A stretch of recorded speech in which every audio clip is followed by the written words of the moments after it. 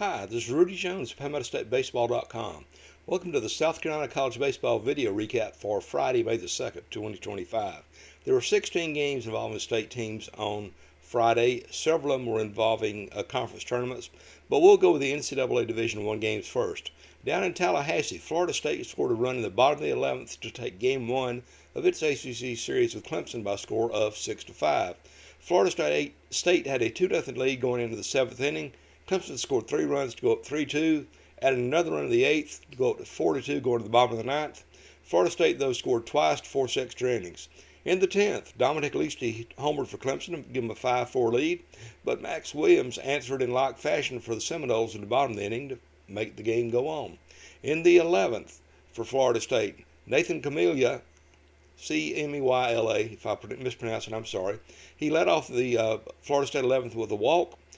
He went to second on a sacrifice bunt. Then Alex Lodish was intentionally walked. Max Williams, the man who hit the home run in the bottom of the 10th, came up and hit a line drive into left field. Clemson's Dominic Leasty got the ball through home, and Smeya barely touched home plate just ahead of Jacob Gerald's tag. Clemson commentators on radio said they thought that he was out. When I looked at it before the replay, I thought he was out, but the umpires ruled that the runner was safe, so that gave the Seminoles a walk-off 6-5 win. Florida State improved to 32-9 overall, 13-6 in the ACC by taking that series opener. Clemson fell to 36-11 and 13-9. The Tigers have lost 5 straight conference games, so they're in a little bit of trouble right here. They're in a little bit of a low spot anyway. They did have the first multi-run inning in more than 69, I think it's in 69 innings, according to Tim Bray. So they did have that 3-run 7th inning, but turns out it wasn't quite enough. Down in Conway, Jacob Morrison didn't allow a run in 7 innings, and Blajan Pato hit his second grand slam in 6 days as Coastal beat Appalachian State 11-1 in 8 innings via run rule.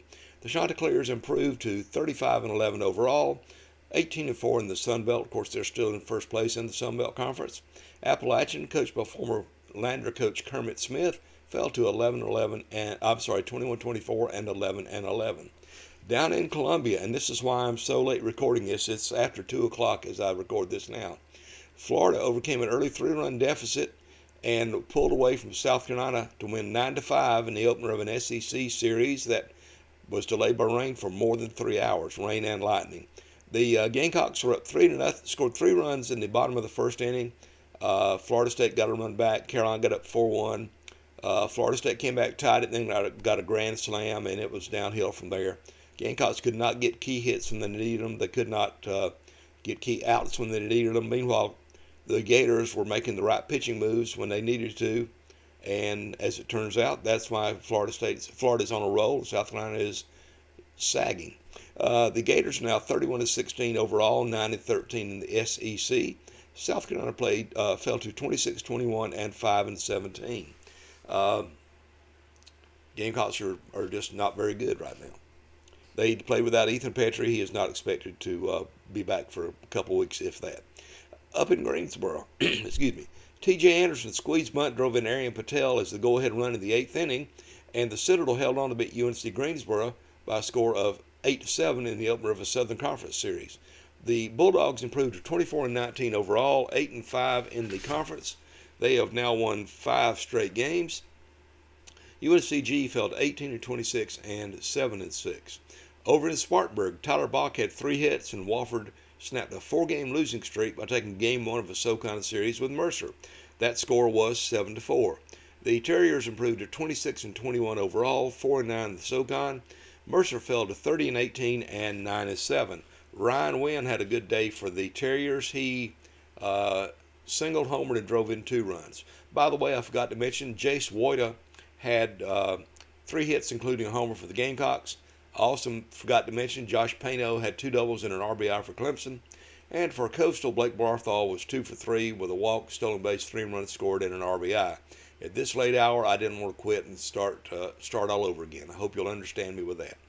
Up in Williamsburg, William & Mary scored a pair of runs in the 7th inning and took the opener of a Coastal Athletic Association series with College of Charleston That score was 5-4. The Tribe improved to 20-25 overall, 13-6 in the CAA.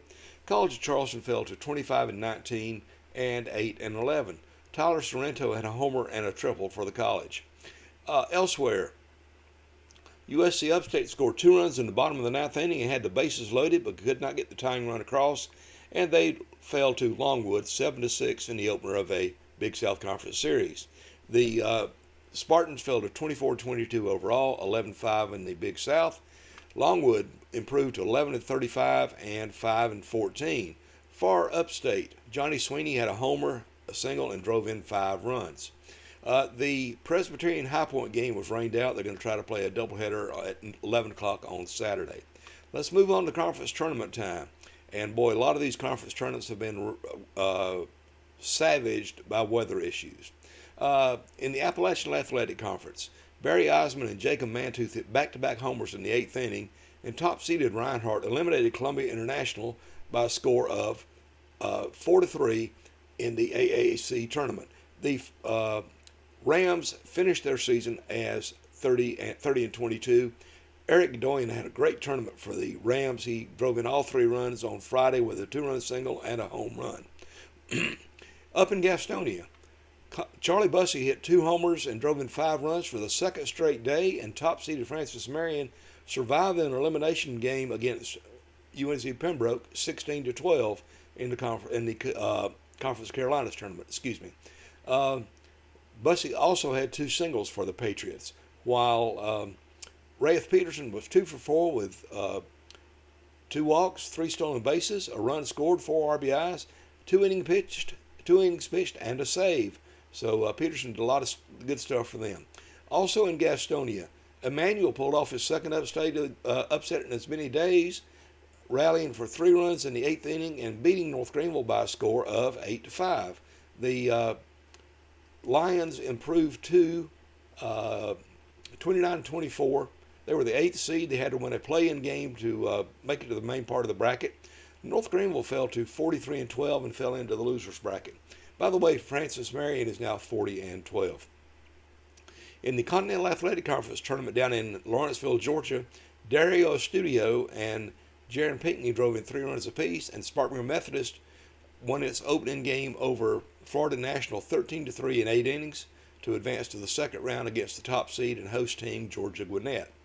In the Peach Belt Conference, Lander also went through a long rain delay, but just like South Carolina, they trailed into late in the game. Then they scored 3 runs in the 8th inning and beat USC Aiken by a score of 5-4 in a first-round game down in Greenwood. The Connor Droves homered to start that 3-run 8th for the Bearcats, and Jake Larson pitched very well in relief. He came in after a long rain delay. He allowed a run and struck out 5 in 5 innings to get the win. USC Aiken fell to 22-28. They'll go into a losers bracket game.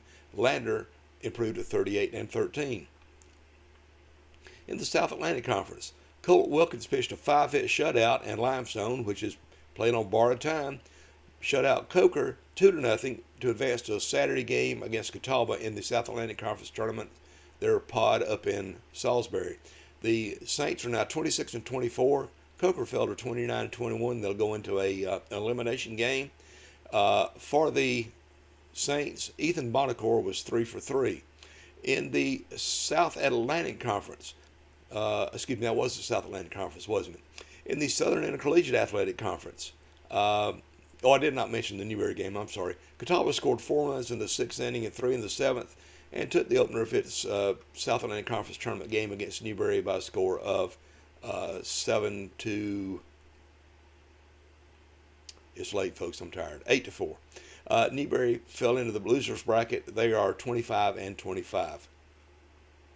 In the Southern Intercollegiate Athletic Conference tournament in Macon, Kenyon Connor had 3 doubles and drove in 3 runs, and Benedict topped Tuskegee in an elimination game by the score of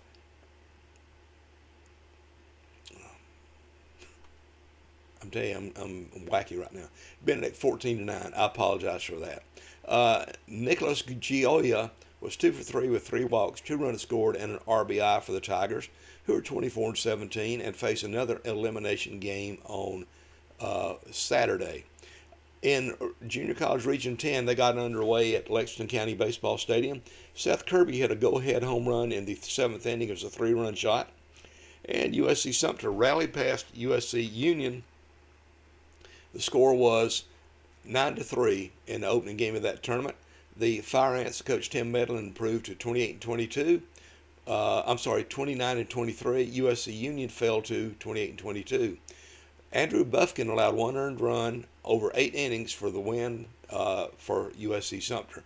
In the second game of the day, USC Lancaster had a 4-1 lead over USC Salkehatchie in the bottom of the seventh inning when the game was suspended by rain and lightning. It will be completed on Saturday. Well, how about games involving the ACC and SEC? We'll look into that. In a non-conference game, Georgia Tech beat Western Carolina 13-5. Miami beat NC State 6-4. Notre Dame beat Louisville 10-3. Pitt beat Virginia Tech 9-5, and Stanford shut out Boston College 2-0. About the ACC standings, Florida State is still in first place at 13-6 by just a very, very few percentage points over NC State, which fell to 15-7. Or I should say the Seminoles moved past the Wolfpack. Seminoles 13-6, NC State 15-7. Georgia Tech and North Carolina, who did not play Friday, are 15-9. Clemson and Miami are tied for fifth at 13-9. Duke's 14-10. Louisville's 13-10. Wake Forest is 12-12. Virginia's 11-10. In the SEC, Arkansas beat number 1 Texas for the second straight night, 6-1 this time. Elsewhere, Georgia beat Missouri 9-2. Oklahoma beat Ole Miss 2-0, and Vanderbilt beat Alabama 12-2. Auburn and Tennessee got started in their game on Friday. Auburn had a 2-run lead going in the bottom of the first. It got suspended because of rain on Friday. They'll play a doubleheader on Saturday. Kentucky and Mississippi State were rained out. They'll play 2 on Saturday. And LSU and Texas A&M were rained out. They will play 2 on Saturday. How about the SEC standings? Well, Texas is now 19-4. Arkansas has moved within 3 games now by winning the first 2 games of the series. LSU is 14-7. Tennessee is 13-8. Georgia and Vandy are 13-9. Alabama is 12-10, as are Oklahoma and Ole Miss. Auburn is at 11-10. Let's take a look at the schedule for Saturday. First, we'll start with the Division I teams that are in action. High Point and Presbyterian play a doubleheader down in Clinton at 11 o'clock. Appalachian is at Coastal Carolina at 2. Longwood is at USC Upstate at 2. Mercer is at Wofford at 2. College of Charleston is at William & Mary at 3. Florida is at South Carolina at 4 o'clock. Clemson is at Florida State at 6. And the Citadel is at UNC Greensboro at 7. Now, one thing, apparently the weather forecast for the state is not really good for Saturday, so some of these games could be moved, postponed, or whatever. There was speculation at USC they might try to move that game up with Florida. Just keep checking social media. I'll put something up on PalmettoStateBaseball.com and also on my X handle of Palmetto Base as soon as I hear something. How about tournament games? In the Appalachian Athletic Conference Tournament, there are no state teams remaining. But Reinhardt will play Milligan at 9 o'clock, and the winner of that game plays Tennessee Wesleyan at noon for the championship. In Conference Carolinas, Barton and North Greenville play an elimination game at 11 o'clock at Caramont Health Park. At the same time, Belmont Abbey and Francis Marion will be playing an elimination game at 11 o'clock at Sims Legion Park across town. Elsewhere, later in that tournament, Emmanuel's playing Young Harris at 3. And then the Barton North Greenville winner will play the Belmont Abbey Francis Marion winner at 7 o'clock at Caramont Health Park. In the Continental Athletic Conference tournament down in Lawrenceville, Spartanburg Methodist will play Georgia Gwinnett at 11 o'clock. Fisher will play Florida National at 3. Then at 7 o'clock, the Georgia Gwinnett Spartanburg Methodist loser will play the Fisher Florida National winner. In the HBCU AC tournament in North Little Rock, again, no state teams involved. But go ahead and give the schedule for those Voorhees fans who might be interested. Talladega is playing Southern New Orleans at 12:30. Stillman plays Wiley at 4. And the Talladega Southern loser plays the Stillman-Wiley winner at 7:30. In the Peach Belt Conference tournament in Dahlonega, Georgia, the second game of the day down in Dahlonega got suspended on Friday. I forgot to mention that Augusta knocked off top-seeded North Georgia 4-0 to send the Nighthawks into the losers bracket. So what's the schedule like tomorrow in Dahlonega? Completion of Game 2 will be Columbus State and Georgia Southwestern. They're in the middle of the third inning at 11 o'clock. Augusta will play the winner of that game at a point to follow. Then North Georgia will play the loser of that Columbus State Georgia Southwestern game at some point. And if they are able to get back on the schedule, the loser of the Augusta and whoever game will play the winner of the North Georgia and whoever game for the final game of the day. At Stephen B. Doley Stadium in Greenwood, Lander will play Georgia College at 11 o'clock. Georgia College got a walk-off win over Flagler 8-7 in a game that finished after 1:30 as well. USC Aiken will play Flagler at 2:30 in an elimination game. Then the Lander Georgia College winner plays the Lander Georgia College loser plays the USC Aiken Flagler winner at 6 o'clock. In the South Atlantic Conference tournament, I also forgot to mention that Wingate knocked off Carson Newman in a first-round game up in Hickory. So today the schedule is Wingate plays Lenore Ryan at 11 o'clock. Carson Newman plays Virginia Wise at 3. And similar to what was going on in the other tournaments, the 11 o'clock loser plays the 3 o'clock winner. At Newman Park in Salisbury, Catawba and Limestone play at 11 o'clock. Newberry plays Coker in an elimination game at 2:30. And the Catawba Limestone loser plays the Newberry Coker winner at 6 o'clock. In the SIAC tournament, Benedict plays Spring Hill at 8 o'clock. That's bad luck for the Tigers. Spring Hill is the defending regular season, or the regular season champ, and they got upended in the second round. Miles plays Edward Waters at 11. Albany State plays Savannah State at 2. And the Benedict Spring Hill winner plays the Miles Edward Waters winner at 5. The Region 10 tournament in Lexington County Ballpark is going to be busy. The completion of the USC Lancaster USC Salcahatchee game is set for 9 o'clock. They're in the bottom of the 7th there. That's followed by Florence Darlington Tech against USC Sumter, roughly 10 o'clock. Number 2, Gaston College against that suspended game winner at 1 o'clock. Excuse me. The loser of that Lancaster Salcahatchee game will play the FD Tech USC Sumter loser at 4:30, and USC Union will play the loser of the Gaston College Lancaster Salcahatchee game at 7:30. As you can tell, my voice is not in good shape right now. I've been having some congestion issues. I apologize for you having to hear all this, but thanks for watching this whenever it is. I'm sure most of you are doing it in the morning. If you are watching this right after I post it in the middle of the night, God bless you. But anyway, you can find updates at PalmettoStateBaseball.com. You can follow me on X under the handle of Palmetto Base. And for now, this is Rudy Jones saying this is the end of the SEC College Baseball video recap for Friday, May 2nd. Good night, and God bless.